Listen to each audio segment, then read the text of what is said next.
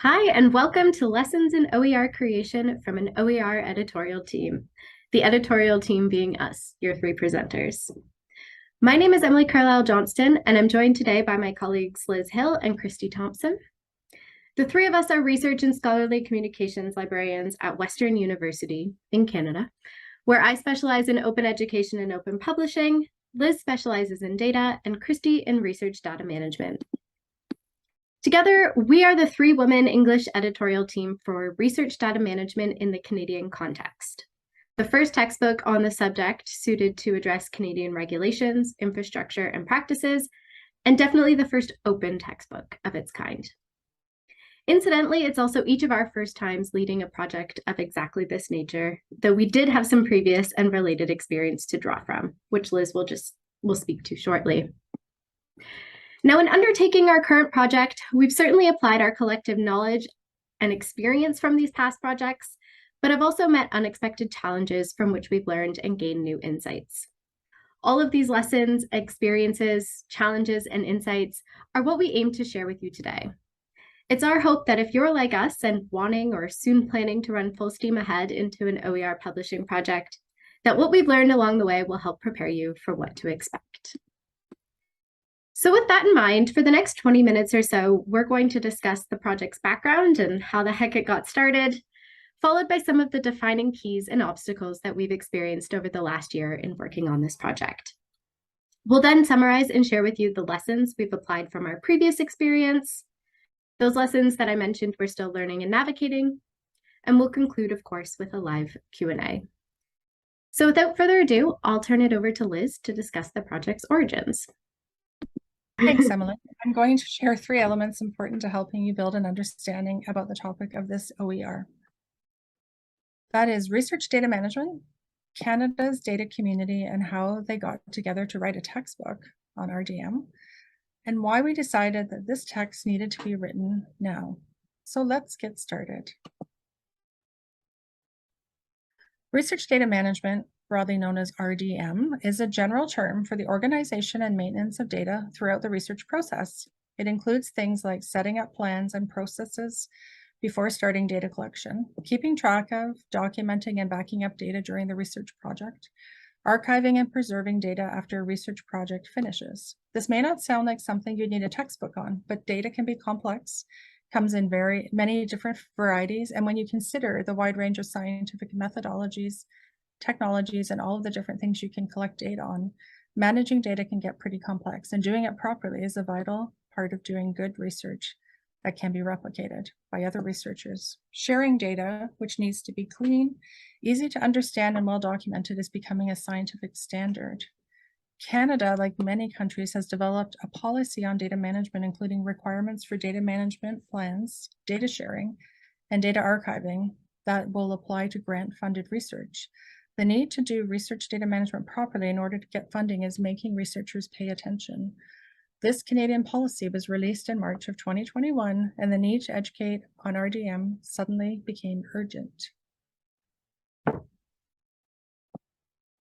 So RDM is becoming a major issue everywhere, including Canada, and someone needs to teach it. Traditionally, insofar there has been a tradition, it's been taught in schools of library and information science, since it's all about documenting and organizing, plus some technical preservation. Various library schools around the country have developed courses, but the available texts are out of date, too advanced, or don't apply well to the Canadian context. The most used RDM textbook is from the United Kingdom. So as a result, faculty have been cobbling together a mix of outdated texts, articles, and printouts from web pages. Canada has a very active, tightly knit data community consisting mostly of academic librarians, people working for different government departments dealing with data, and a few library science faculty teaching data courses. There are mailing lists that are used across the community. People from institutions across Canada started talking about the issue, and eventually, during the summer of 2021, a network of data experts from Canadian academic libraries started meeting to discuss the need to develop an RDM OER. So how did the three of us get involved in this project? It started with being on those discussion calls. The group talked and talked and talked. They decided we needed an open textbook to reflect the commitment of RDM as an open to open up data and data knowledge. People came up with lists of topics to cover and debated how to approach them, but nobody came out and said they actually wanted to write the thing. The next part of the story describes our initial involvement and describes how we became more vested in this project. Our involvement tied to our professional expertise and roles is what I'm going to describe. Kristi is a research data management librarian who has had many years' experience as a data librarian, who had previously edited a successful but not open book on the work of data librarians. The idea of an edited collection with experts delegated to write chapters they were interested in was starting to take hold. Writing a chapter is much less of a commitment than writing a book, after all. After waiting optimistically for someone else to step forward, Kristi reached out to me, as I have a lengthy history working within the data community within Canada and as a data librarian at Western, and Emily, an open education librarian who had worked on various textbook projects. We are the original English editorial triumvirate. We proposed taking joint leadership on the next community call, and the community turned out to be quite happy for us, or anyone really, to take over. We initially agreed on a list of desirable topics to cover and started trying to find volunteers from among the original discussion group to write them. However, we quickly realized that it would be good to bring in peer review at an early stage, develop a fair process for deciding who got to write what, and reach a wider range of prospective authors. At this point, it occurred to us that since we are in Canada, which is a bilingual country, it would be good if we could reach out to and accept submissions from authors whose first language is French. We decided we needed a French co-editor to be a truly national project. Excluding a portion of the country and not acknowledging the need for a bilingual text didn't seem like a great start. We used mailing lists and asked around and talked to bilingual colleagues to send out an appeal for a French-speaking co-editor. We ended up with 3. Danielle from a bilingual school was the first that we reached. With her access to French-only lists, she pulled in a couple of colleagues with different areas of expertise. They offered to work with French language submissions and outreach and also lead the development of the French edition of the book. A bilingual call for proposals was sent out in the fall of 2021 to both English and French-speaking mailing lists, to which there was a great response. Concepts for chapters in both languages were approved in January 2022, with chapter submissions submitted to the editorial team in the spring of this year. Now I'm going to pass the presentation over to Kristi, who will talk more about how the project developed and some of the keys to success and obstacles we faced along the way. Thanks. I'd like to talk a bit about equity. Equity has been part of the project from the very beginning. That's one reason the original discussion group agreed to produce an open book, even when they had trouble agreeing on anything else. The realization that we needed to think about open for whom came a little later, but was a natural progression. The first element was deciding that authors from across Canada can contribute in whatever official language they felt most comfortable. We could have left it at that. There are journals in Canada that accept and publish the occasional French submission, but don't budget for translation. But then English speakers end up with a much wider range of materials. The publishing industry in Quebec makes sure that translated texts are available for students, but these are generally commercial. A colleague at the Bilingual University of Ottawa complained to me that French-speaking students are being financially penalized at our public institutions, despite French being an official language here. Another important element of making this text a national, equitable project was including Canada's Indigenous peoples. Researchers have not always treated First Nations, Métis, and Inuit people with respect and have misused data on them. Research in general, and research data management in particular, need to be decolonized. Canada's First Nations have taken leadership in establishing a set of protocols for doing ethical and respectful research, including taking ownership of data collected on them and taking ownership of the process of collecting data and making decisions about it. The ownership, control, access, and possession, OCAP, principles have become internationally known and should be taught as a standard element of working ethically with data. A guiding principle of this is nothing about us without us. So decolonization needs to be addressed in a book on RDM, and nothing about us without us gave us some guidance on the best way to do this. By reaching out to speakers that have advocated on the topic, We were very fortunate to be able to recruit a panel of Indigenous authors to contribute a chapter on working with Indigenous data and researchers and provide input to the book as needed. Now, we had to face the fact that we actually need money to finish this project. Equity considerations and our desire to make this a national project meant we needed to translate all chapters into both English and French.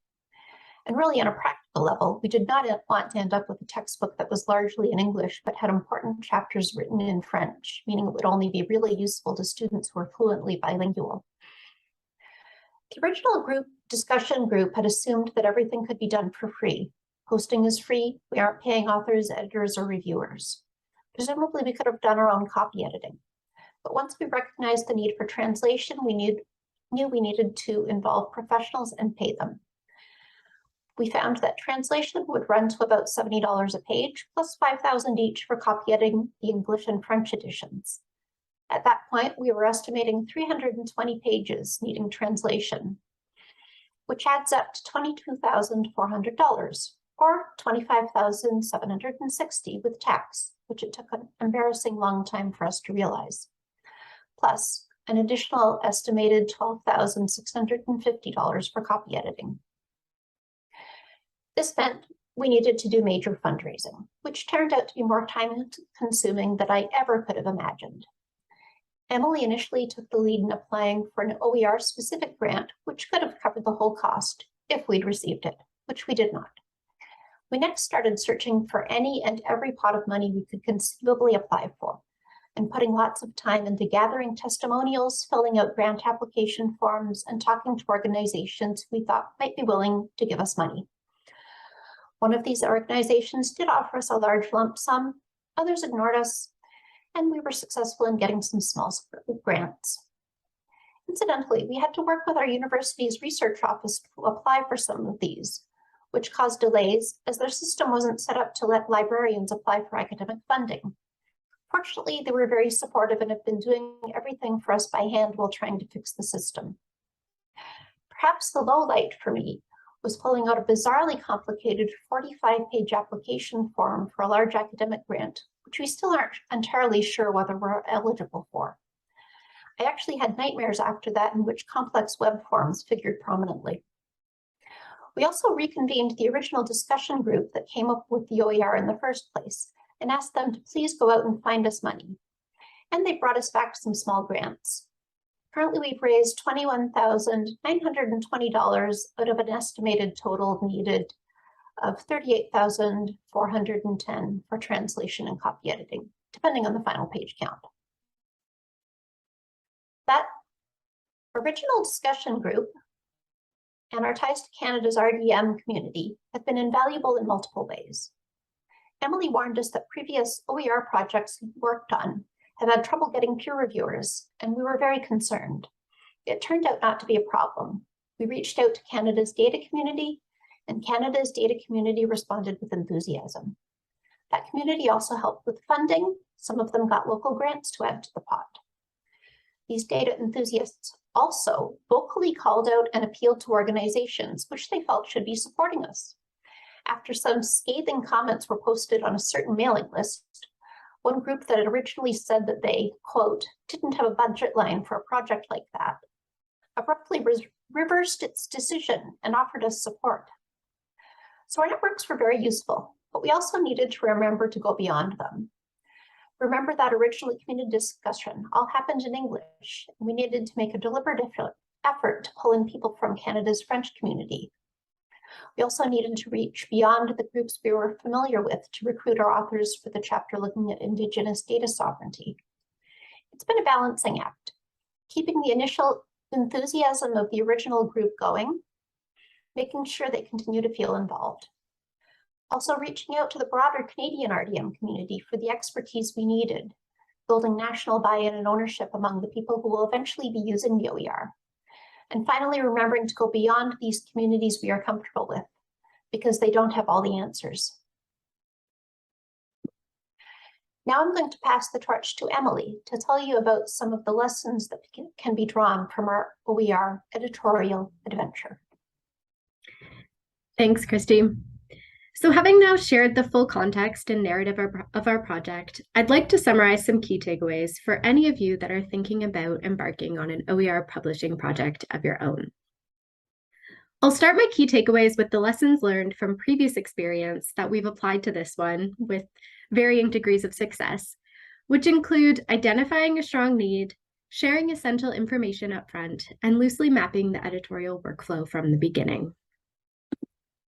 With respect to need, when I'm working with instructors who are interested in creating an OER, the first thing that I do is require them to indicate the need for that.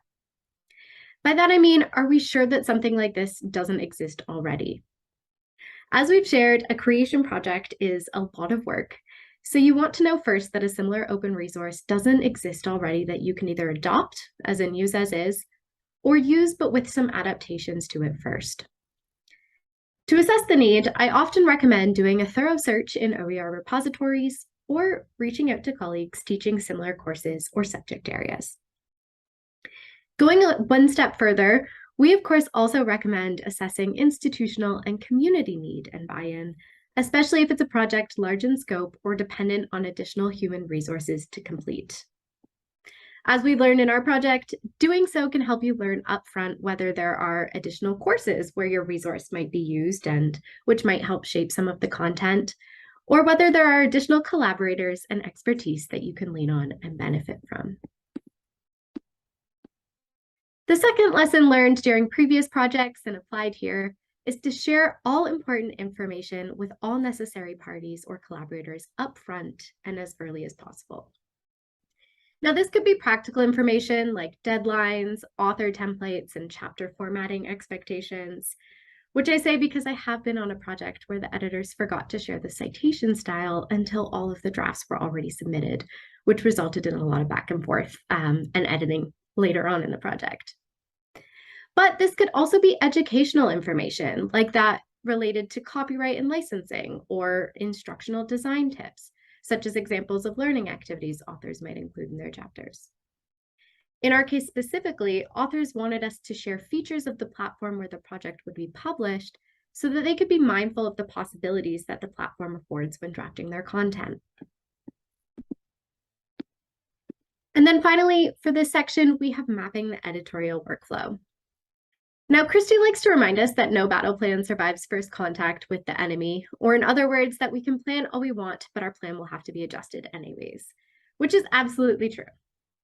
That being said, being clear on the editorial stages that the project will go through and what those stages will look like early on can still be really helpful. For example, if you're putting out a call for proposals, authors are going to want to know if their contributions will be peer-reviewed and copy edited, and roughly when they might expect that. And in our case, knowing we were going to send 18 chapters to peer review, we knew to put out a call for reviewers early to make sure we had enough. To this point, this production workflow document, which was created by Abby Elder and adapted from a similar resource by Billy Meinke, maps a possible OER production workflow and is a great place to start when conceptualizing how your project will take shape. I'll drop a link in the chat for your reference and recommend that you take a look at it if you're planning to embark on a creation project. So those are the lessons we've learned in previous projects and applied to this one. But then there are the lessons or challenges that we're still very much navigating and don't have the perfect answer to. Those being timelines, budget, and formal recognition of our work. With respect to timeline, we started this project with an ambitious goal of having the project complete by fall 2022. It is now fall 2022, and authors are currently working on revisions of their chapters following a round of peer review. Needless to say, our timelines have constantly shifted. We've had to be flexible, allowing for extensions for authors and peer reviewers, but then also having to make hard decisions about which chapters we could no longer accept for this edition, simply because another extension would delay the entire project. Our major lesson here: to plan for far more time than you think you'll need, and to be mindful about not overpromising. Now for budget. Kristi has spoken well to the costs of this work and specifically about how finding funds remains an ongoing challenge for us. But what have we learned? Well, first, I'll reiterate that community buy-in has been important for articulating the value of the project, for learning about funding opportunities, and for acquiring funds. Second, we've learned that the research office is a valuable avenue for finding out about funding opportunities and ensuring our applications meet criteria and answer all questions. And third, we've definitely learned that acquiring funds can mean investing a significant amount of time and energy into pitching the project, completing applications, and crunching numbers. Since this has been our biggest learning curve, we felt it was important to mention it here as a heads up for anyone who is starting a new OER creation project. Finally, and more recently, we were met with a new challenge of explaining our OER work in our annual reviews so that it was valued in the ways that we hoped it would be. We'd each categorized this work under academic activity, which is the same place we'd include conference presentations like this or published papers. It was suggested by administration, however, that we move this work under service. But that didn't feel right to us, in part because we already have a ton of service, and in part because we've approached this as a research project, so we felt that it should be valued in that way. Now, this time around, we were able to eventually make the case that it should be academic activity, but we're less confident that we'll be able to make the same case in the future, specifically when I go up for tenure and promotion. Now, none of this should have been a surprise, especially because I know that questions about whether OER work is valued in tenure and promotion are and remain a barrier to faculty engagement. But while I'm not yet sure how this will end for me, I can say that it has given me reason to engage with the work of the Doers 3 group on OER in tenure and promotion. This group has created an advisory model to guide faculty in including their OER work in their tenure and promotion portfolios. I've certainly become more familiar with it in recent weeks, and I encourage anyone embarking on an OER creation project to engage with it and to think early on about how or if you're able to speak to the value of any OER work within your own institution's performance assessment guidelines. So that is the end of our lessons, and as we conclude this presentation, we hope that you've learned something from us about pulling together an OER across a broad community in order to meet a real need. We've had successes, from finding collaborators, to being awarded funds, to acquiring necessary expertise. And we've had our challenges with timelines, budgeting, articulating our value, and even more minor things like communication or keeping track of all the things. But in wanting to inspire and encourage others to undertake new OER creation projects, we think that sharing both the successes and the challenges are helpful. With sharing of this kind, we can all be a little bit more prepared and knowledgeable about what to expect as we venture into the previously unknown to pursue our next big OER idea. Thank you, and we look forward to your questions.